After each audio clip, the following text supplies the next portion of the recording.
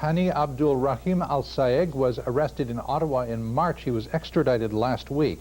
He has agreed to plead guilty to a conspiracy charge in exchange for telling what he knows about the Saudi bombing. In New York this morning, Al-Saeg's lawyer, Michael Wiles, good morning. Good morning, sir. What was your client's involvement in the Khobar bombing? I spoke to my client as recent as an hour ago, and he emphatically denies having been at the Khobar Towers during the time of the bombing and having any information that would help the authorities in this regard. So he has nothing to tell them whatsoever about the Khobar bombing? That's what my client maintains at this time. He feels that he has many witnesses that can place him in Qom, Iran at the time, and he is very concerned that he is going to be the basis upon which the United States might retaliate against a third country, perhaps even Iran, which has been implicated.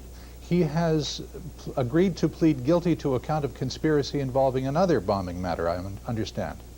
An indictment has been returned against Mr. Saeg for an unrelated and unsuccessful conspiracy charge. As far as any agreement is concerned, I'm bound by a court's order sealing that agreement from disclosing to your viewers any of the contents of it. I can tell you that I'm an immigration lawyer from New York who got a phone call in the middle of the evening that this gentleman was holed up in a jail in Ottawa and that the Canadian authorities were threatening to return him and deport him to Saudi Arabia, where he would be forcibly, if not summarily, executed. Okay, well, you can't tell me what's in the agreement, but you can tell me that the agreement exists. There is an agreement that I brokered on behalf of Mr. Saeg with the Justice Department, the FBI, so that he could enter the United States, and the terms of that agreement are under seal at this time. But I can infer from this, and I guess you can blink once for yes or two for no, or don't have to worry about any of that, but I can infer from this that he has agreed to plead guilty to something. The plea has not been made yet in court, and I believe there will be a proceeding at 10 o'clock this morning, and that plea will be put off, I believe. Mr. Saeg is being put to enormous pressures at this time. He's calling his family, the Bureau, the Justice Department is very anxious to get information to investigate these atrocities. Whether or not my client will enter a plea or what agreement exists, again, I am bound by a judge's order sealing my lips. Okay. I don't know about the Justice Department, but the Canadian Secret Service is pretty sure that your client is a member of Hezbollah. My client called me at that time when the Canadians made these allegations, and he was very concerned that they would just summarily deport him to Saudi Arabia.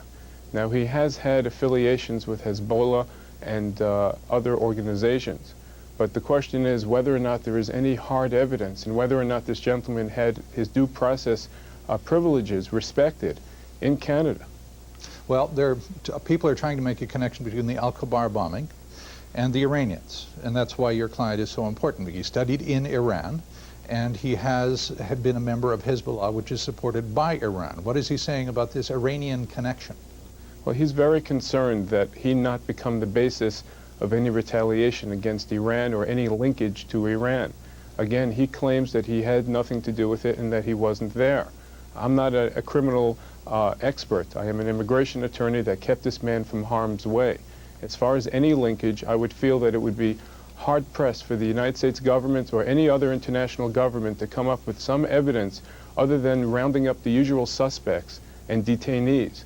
I believe that the basis of the Canadian intelligence information was the Saudi intelligence sources, where they just rounded up detainees and got them to rat on this gentleman. Okay, your client then presumably has got a great interest in not going back to Saudi Arabia, where they not only have capital punishment, but it's beheading. So if he says to you, look, Mr. Lawyer, what are my chances of being extradited back to Saudi Arabia now that I am in the United States? You say what? Well, if he pleads guilty and makes an agreement with the government, that agreement would be binding on the next years of my client's life. If he pleads not guilty, the Justice Department then has to make a decision whether or not they will prosecute him, and if so, it would go to trial. If they decided not to prosecute him and deport him, then the question is whether or not they would be brazen enough to return him to Saudi Arabia, where we understand within hours he would be on the chopping block. He has a wife and 2 children in Saudi Arabia. They are continually being monitored by the Saudi intelligence, and this is a very hot powder keg in the Middle East, this whole case. Well, those are very interesting questions. Do you have any answers? Would they do it? Would they do what, sir? Would they deport your client to Saudi Arabia if he resists this charge? They could try. They could try. Unfortunately, the American government and the Saudi government has a very love-hate relationship. They are notorious for human rights violations, and at the same time we broker billions of dollars of business deals between the 2 nations. And yet, when we know that they have these kind of public beheadings on main streets, they would not hesitate to return a man to that kind of fate. And I'm very concerned about that. The question is, can we get another country to intervene, or whether or not this man has a viable political asylum claim? Of course, that would be mitigated by any claims that he was part of a terrorist organization, and again, we're not in that kind of proceeding at this time. I have withdrawn as his criminal attorney, as my bailiwick, as a partner in a major immigration firm in New York, is immigration law. But I feel very confident that he will be given his day in court here if he is, in fact, not guilty. I don't envy you this one. Mr. Wiles, thank you. You're very welcome.